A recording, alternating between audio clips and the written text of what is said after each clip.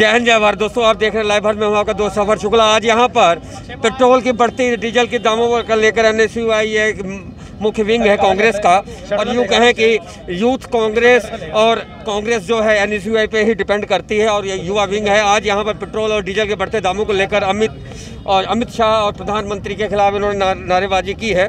जनाब ये बताइएगा कि पेट्रोल और बढ़ती डीजल की कीमतों को लेकर केंद्र की सरकार, चाहे वो कोई भी हो, कांग्रेस से रही हो या बीजेपी की रहो, जीएसटी के अंदर ना डीजल लाया जा रहा है ना पेट्रोल, और जबकि दोनों पे टैक्स कैपिटल सरकार वसूल रही है। अगर कैपिटल सरकार अपना कुछ कम कर दे तो 20 से 25 रुपये लीटर पंजाब में पेट्रोल और डीजल सस्ता हो सकता है। जिस तरीके से आप देख रहे होंगे भी दिन प्रतिदिन ये जो डीजल की पेट्रोल की कीमतें बढ़ रही हैं, एनएसयूआई और यूथ कांग्रेस एक ऐसा विंग है कि चाहे वो स्टेट गवर्नमेंट हो चाहे सेंट्रल गवर्नमेंट हो, उन तरीकों को कम करने के लिए हम आज सड़क पर उतर आए हैं। इन तरीकों को कम करने के लिए चाहे लोगों को 20 रुपये कम हो, 25 रुपये कम हो, अगर स्टेट गवर्नमेंट से भी कम करवाने पड़े हम बात करेंगे, अगर सेंट्रल गवर्नमेंट से कम करवाने पड़े तो हम दिल्ली पे जाके लड़ाई भी लड़ेंगे।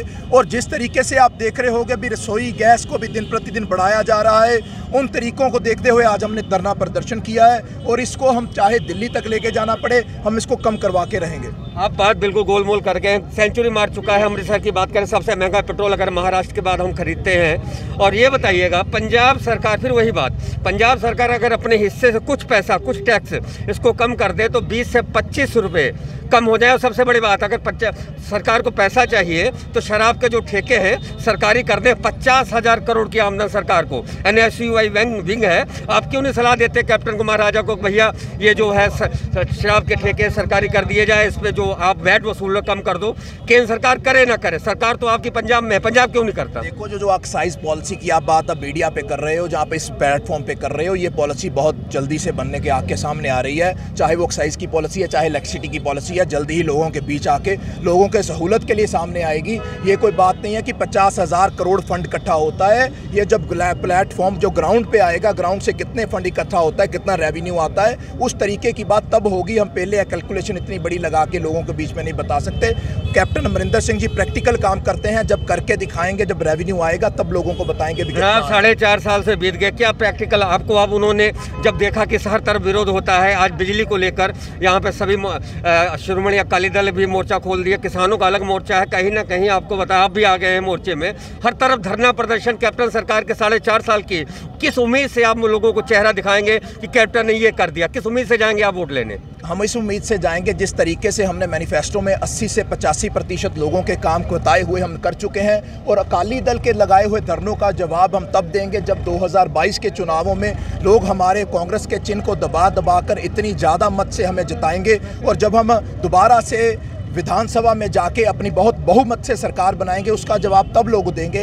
ये इनके कुछ लोगों के द्वारा लगाए हुए धरनों और बिना बात के मुद्दों को मुद्दा बना के धरना प्रदर्शन। कोरोना से के बाद में पंजाब सिसक रहा है, कानून व्यवस्था जहाँ पे खड़े वहीं पर नहीं ठीक है। यहाँ पे 2 नंबर के काम, सामने इमारत है, इस पे भी बहुत कुछ खेल हुआ है, तमाम ऐसी चीज़ें हैं जो करप्शन, सबसे बड़ी बात है करप्शन मुद्दा आपका क्यों नहीं रही? महंगाई बात बिल्कुल ठीक है, डीजल पेट्रोल के दाम बढ़ रहे हैं, पंजाब सरकार अपना कम नहीं कर रही। शराब की बात करें, सरकारी नहीं हो रहा। रेत माफिया, कहने का मतलब है सरकार ने, पंजाब सरकार किस मुंह से जाएगा कैप्टन सरकार और आपका यूथ वोट मांगने? आपको क्या जवाब मिलेगा? आपने घर घर नौकरी दी, क्या किया? अब आपके वहाँ पर लंच डिप्लोमेसी हो रही है। देखो लंच करवाना तो मुख्यमंत्री साहब जी का हक है, लोगों का हक है, लोग वहाँ पे जाके लंच भी कर सकते हैं, आप भी जा सकते हैं, चाय पी सकते हैं, हम भी आपको लेके जाएंगे। लेकिन जो इमारत की बात कर रहे हो, जो लोगों की बात कर रहे हो, 2 नंबर की काले बाजारी की बात कर रहे हो, वो चीज़ें अगर अब यहाँ पर बढ़ रही हैं, अब हमने खुद यूथ ने इस कॉन्स्टिट्यूंसी को देखना शुरू कर दिया है। इसके घर घर में जाएंगे, लोगों के बीच में जाएंगे, जो भी समस्या लोगों की होगी बाहर लेके आएंगे।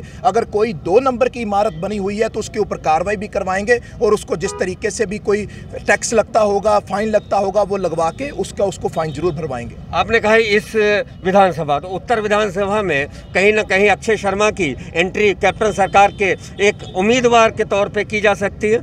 नहीं, सेवादार के तौर पे की जा सकती है। हम तो सेवा करते हैं, चाहे कोई भी कॉन्स्टिट्यूंसी हो, हम हर कॉन्स्टिट्यूंसी में सेवा करेंगे। आपने स्पेशल इसी का नाम लिया तो इसलिए मेरे जहन में आया कि हो सकता है नया चेहरा उतारना पड़ जाए, हो सकता है सिद्धू और अमरिंदर सरकार के बीच में बगावत हो जाए, कांग्रेस बट जाए, कुछ भी हो सकता है, सियासत कुछ भी हो सकता है। आप कुछ मैं भी नहीं कह सकता, आप भी नहीं कह सकते। ऐसा हो जाने का तो हिंदुस्तान और पाकिस्तान भी एक हो सकता है, ये तो तकाजा है ना। चलिए हिंदू पाकिस्तान एक हो या ना हो, लेकिन सबसे बड़ी बात हम मांग एक है कि डीजल और पेट्रोल के बढ़ते दामों को कमी हो, चाहे वो कैपिटल सरकार हो और चाहे वो मोदी सरकार हो। हमारी सरकार से मिले हैं, पर सरकार आपकी है, आपकी सरकार तो सुनती नहीं, 4.5 साल बाद हो गए। हमारी सरकार तो इतना सुनती है कि अगर नौजवानों की बात करें तो उनको नौकरी भी दी है, घर घर नौकरी, घर घर। आप लीपा पोती ज्यादा कर रहे हैं जनाब। यहाँ पे एमएलए के बच्चों को, मंत्रियों के बच्चों को नौकरी दी गई, उसमें बवाल हुआ।